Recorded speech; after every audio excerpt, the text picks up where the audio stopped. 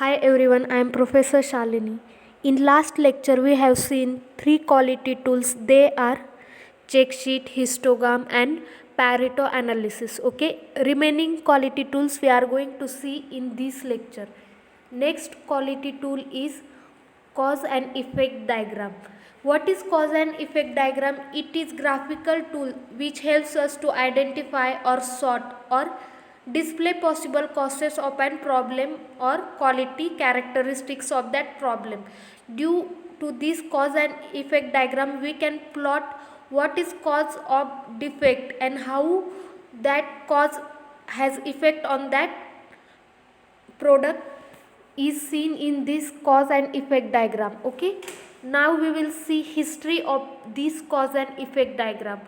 Scientist Ishikawa is considered by many researchers to be found and first promoter of this cause and effect diagram. Okay, it is generally called as fishbone diagram. Okay, it is used for root cause analysis. Okay, and in many times it is also used in quality control circles. Okay, the cause and effect diagram was developed in 1943. Okay, it has two other names. As its developer is scientist Ishikawa, it is also known as Ishikawa diagram, or it is also known as fishbone diagram because the shape of the diagram looks like skeleton of fish. Okay, which is used to identify different quality problems based upon their degree of importance. Okay, now we will see what are various benefits of this cause and effect diagram.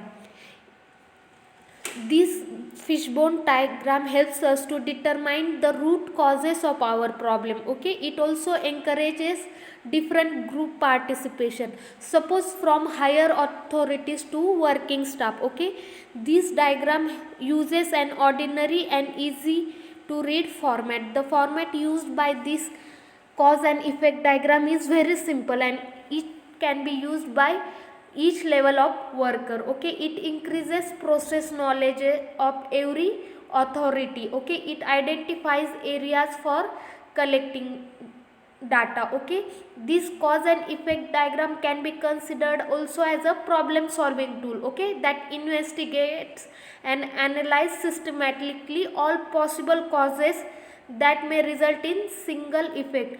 How our product fails finally can be analyzed by using this cause and effect diagram. Okay, this is basic layout of cause and effect diagram. Suppose our final effect is seen in figure. Suppose it is effect D. What are causes for this effect D? It is represented as cause A, cause B, cause C and cause D, and mutually collecting all these causes results into effect D. This entire diagram represents a skeleton of fish, hence it is called as fishbone diagram. Okay, now what are various steps followed in this cause and effect diagram? First we have to identify and define what is the final effect of the defect found in an component. Okay, how we can identify and decide this effect? First we have to decide effect to examine. Okay, then we have to use different operational definitions. Okay, such as positive, what is our objective of that product, or suppose negative side we can say what problem is faced by our product. Okay, then we want to fill effect box and draw the spine. Suppose we are drawing skeleton of fish. Okay, suppose for example our final effect is poor gas mileage, then we want to categorize effect. How can we get poor gas mileage? It may be due to materials, using poor materials or improper material selection. It may be improper strength selection of material. Okay, again another important cause can be considered as methods, improper selection of methods, improper way of following various methods. This can cause poor gas mileage. Okay, what are various causes? Suppose machinery, if we select wrong machineries. Okay, if maintenance of machineries are not done, then this can give us result as poor gas mileage. Suppose peoples, in categories of people what can come, suppose the workers are not trained properly, they can produce defect. Okay, this causes collectively gives us poor gas mileage. Okay, and this entire thing is represented as skeleton of fish. Okay, in last step what we do, we identify various causes that influence our effect. Okay, suppose poor gas mileage in methods, driving too fast or use of own gas, wrong gears. In machineries what we can say, inflated tires or carburetor adjustment. In people what we can show, improper training or bad driving habits or poor maintenance. In materials, wrong octane number, or if improper lubrication of engine parts are done, we can get poor gas mileage. Okay, we will take next example. Suppose computer downtime. Okay, and what are that causes? It may be due to software, it may be due to hardware, or we can also say that environmental causes or user causes. What can come under category of software? Suppose software installation is faulty, or faulty design of software is done. Okay, or inadequate documentation is provided in software, then we can get computer downtime. Okay, in hardware we can say that inadequate power supply is done, or power fluctuations, faulty components, this can cause downtime. Okay, environmental causes. In environmental causes we can consider mechanical shock of machineries, or humidity, or we can say that temperature gradients, corrosion. This all collectively causes computer downtime. Okay, data collection. While collecting data about this cause and effect diagram, we have to study where defects takes place, what are that defects, how that defects are caused, and when that defects are caused. Okay,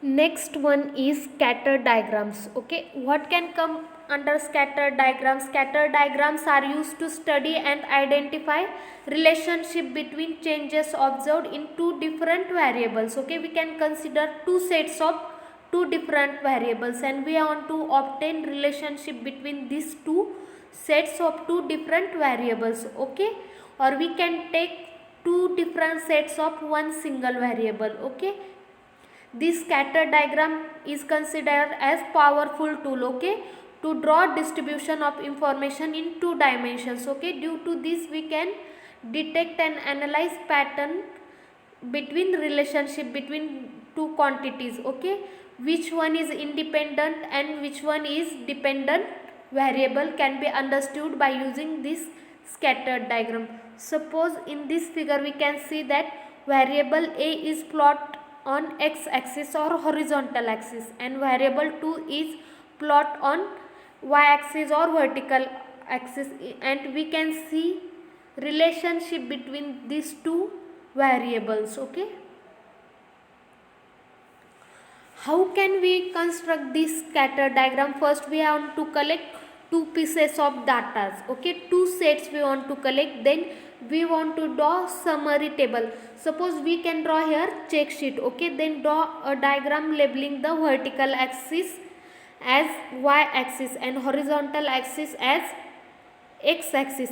In on y axis, suppose we plot effect variable, and what is cause of this effect is labeled on x axis. Okay, then we want to plot the pairs of data. Okay, and then we obtain relationship between these two variables. Here we can see one more example of scattered diagrams. We can see here relationship between both the variables, cause variable and what is effect of that variable. By using this scatter diagram we can obtain if there is positive relationship between both variables, whether there is negative relationship between both variables, or if both variables are not related to each other. Okay, Often we can say that shape of this scatter diagram shows the degree or direction of relationship between two variables. Okay, correlation may relate the cause of problem. Okay, next quality tool which we want to see is control chart. Okay, this control chart was generally introduced in back 1920s. Okay, it is mostly technically sophisticated tool for quality management. Okay, it is special form of run chart. We all have studied about run chart. Okay, where amount and nature of variation in process over time can be studied. Okay, now what is control chart? It is statistical tool used to distinguish between process variable resulting from causes and variation resulting from special causes. Okay, why we use this control chart?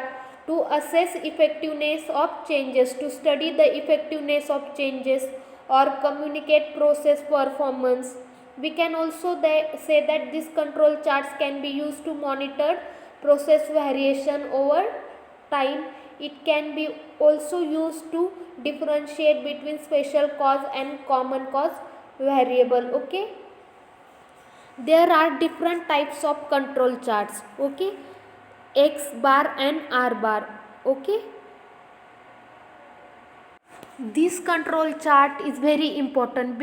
It is very important to apply this control chart because it can observe and monitor process, to study process in statistic control. Okay, accordingly sampling between upper control limit and lower control limit. Okay, this limit is not between upper control limit or lower control limit, it is statistical control, so it means the process is out of control. Okay, then control can be applied to find causes of various quality problem our product is facing. Okay, here point A and point B are out of control. Okay, in addition to this, we can say that this chart can be utilized for estimating parameters or reducing the variability in an process. Okay, what is main aim of this control chart?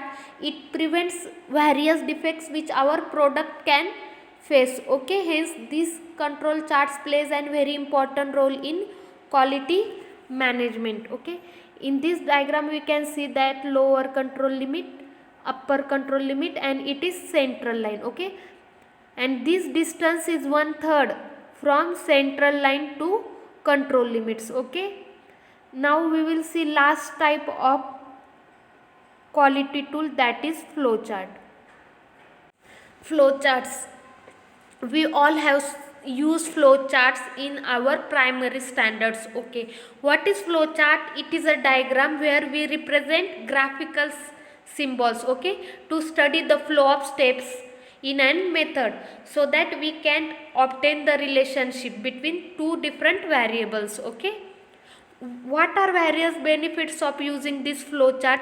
We get proper knowledge of relationship between variables. Okay, it can act as tool for training. Okay, it identifies problems. Suppose we are using this flow chart in an organization or an industry, we can identify various problems faced there, and what are improvement opportunities can also be studied.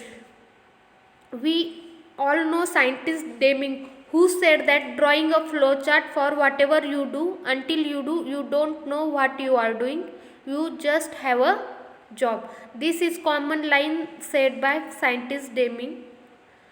We all have studied different types of symbols used in flowchart. This is symbol we use for start and end. This is process stage, and we use diamond shape symbol for decision making. We use circle as connector, and we use this symbol for measurement. Okay, now what is key to success?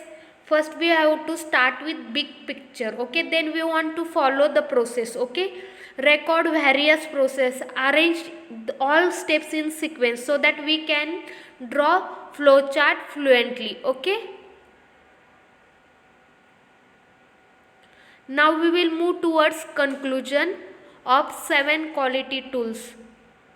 As we studied all 7 quality tools, it is very essential to apply all these quality tools so that troubleshooting of various defects or issues in production in an organization can be done. Okay, we can all say that this quality tool should be considered and used by management for identifying and solving different quality problems. Okay, thank you.